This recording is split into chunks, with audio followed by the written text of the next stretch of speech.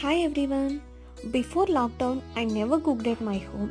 నాలాగే చాలామంది ఉంటారు. లాక్డౌన్లో వంటలు ఎలా నేర్చుకున్నాను, ఎంత పర్ఫెక్ట్ అయ్యానంటే, లాస్ట్ ఇయర్ మా ఇంట్లో కేదారేశ్వర నవమికి 15 to 20 మెంబర్స్కి ఈజీగా నేనే వంట చేసేసాను. అంతలా పర్ఫెక్ట్ అయ్యాను. ఈరోజు ఇంట్లోనే ఈజీగా చికెన్ కర్రీ ఎలా చేసుకోవాలో చూపిస్తాను.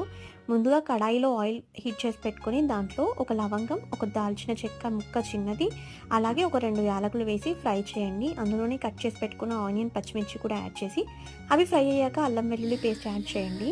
దాని తర్వాత కొంచెం పసుపు వేసి ముందుగా వాష్ చేసి పెట్టుకున్న చికెన్ వేసి మంచిగా మిక్స్ చేయండి.